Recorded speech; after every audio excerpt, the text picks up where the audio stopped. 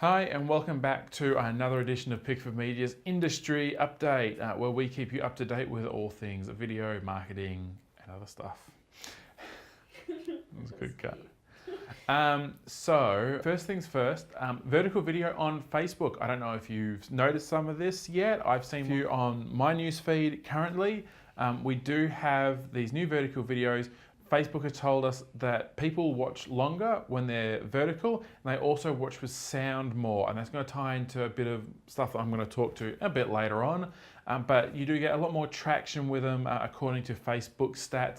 Now, whether or not we believe Facebook stats are the Bible of marketing or not yet, no one can really decide. But this is a new thing that you can implement. It does mean that people are live streaming more with their phones out in front of their faces, not like a proper camera, which is usually a sin to video people, but day to day that is what a lot of people are doing, and I think it's something that people just associate with video a lot more now. It's just a changing trend. Next on the agenda, Snapchat has glasses. It's crazy. Everyone used to call people with Google Glass holes. I wanted to be one of them. I couldn't be one of them. I am horribly, horribly sad that I couldn't be one of them, but I am gonna get these Snapchat glasses. They're called Spectacles.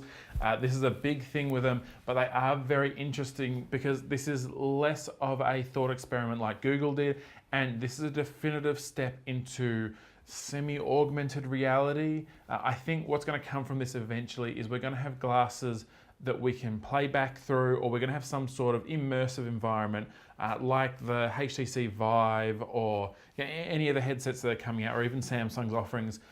And so we're going to be able to watch these things that are Snapchatted in a true POV perspective. There are going to be some limitations with these things. I don't know if they're going to record sound, but I can tell you 100% they're not going to sound good if they do. And I don't know how good the quality is. Now the video is amazing. I mean, the video is like everything that you want it to be at 18 and you live in LA and you skateboard with your fabulous friends and everything's colorful and you don't have to pay for anything. It certainly was the dream that I lived as I worked 2 jobs. Good times. But it is a very interesting step forward. The CEO of Snapchat did come out, and the one thing he said that he filmed his vacation with these glasses, and he said looking back, it was like looking back at your own memories. And this is a very interesting thing that is starting to come up with technology now, is that we are more capturing our memories in video form, and it's almost like this is sort of how we live. And so this is just a really interesting trend that's or an interesting thing that's happening. And yeah, I'm gonna grab them as soon as I can. I think it's gonna be definitely worth it, something to look forward to in the future. If you haven't heard from anyone yet, 2016 is the year of video. So the video has taken over the internet in a real serious, meaningful way. There's a lot of things coming out of this. There's been a few big reports that have been handed down.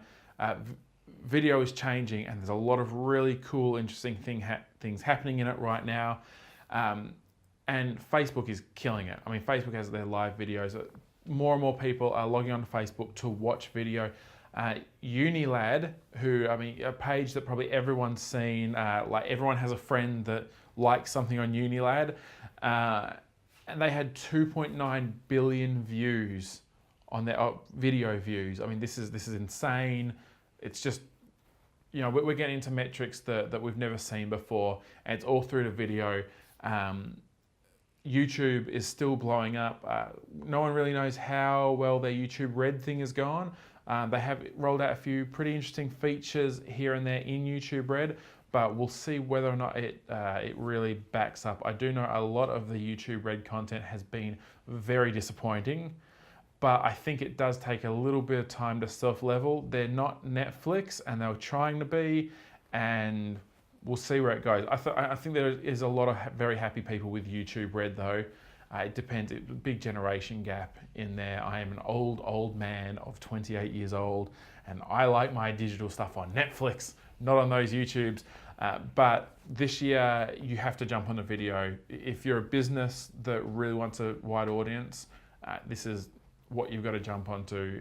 When we're looking in the trillions of views accumulatively of new video content and the rate that it's updated, it's just phenomenal, and it's like the biggest marketing boon since the printing press.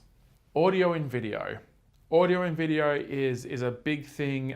Any serious filmmakers out there will know that audio is one of the most important things in a movie. I mean, it's half your movie, and bad audio equals bad movie, whereas bad vision equals artistic choice.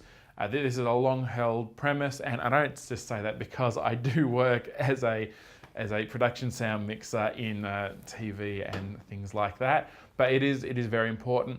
But Facebook has kind of thrown a spanner in the works. Now you can scroll through Facebook and you don't have to listen to the sound. It's automatically turned off. It's a big thing because the way people are taught to tell stories is sonically, is through sound as much as through the vision. Sound can place you in an area. So if you've got a video of Times Square and you hear people bustling and cars and noise, it puts you in there. It's immersive. And now with Facebook, you just put your captions on there to try and get people to click onto the video, or at least to watch it a bit longer. And now we just have street noise down as a caption. So Facebook has come out and said that about 80% of videos are watched without sound, or at least the first 5 to 10 seconds are watched without sound. And this is something we've been telling a lot of clients to do, is you do need to burn in captions, otherwise people will just scroll past. A pretty picture will get them hooked, but it takes a lot to get them to click on that video and hear what's being said. But not a lot of people are very happy with this. Not a lot of people are super convinced that this is quite the way that we should be going. Facebook is not a content creation company. They never will be, and they never have been. They're a platform, and a lot of the time they're sort of dictating things that they don't really know much about. I know the head lecturer at the Tisch School in New York has come out talking about, he had a few statements about this Facebook data that came down, basically saying that the first thing that anyone is taught is how to tell a story sonically.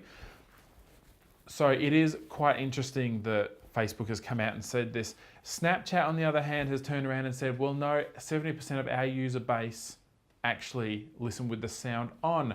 This is being debated by a lot of Snapchat power users, but a lot of them are basing this on the fact that they don't put any audio in their videos anyway. They cater to their audience that doesn't listen with sound. Whereas you're never going to watch some of the big video makers like DJ Khaled without sound, because that's half of the thing. You know, he puts you into the scene and he tells you a story. So there's a lot of interesting things happening with this. The one thing that you can take from this is you're really going to have to start making content for more than one platform, and it's going to have to be specific content. Now we've already touched on the vertical videos in Facebook. It's easy enough to get a widescreen picture and crop it vertically and have that as a teaser, and then get people into another avenue or to be on a bigger screen to watch their video.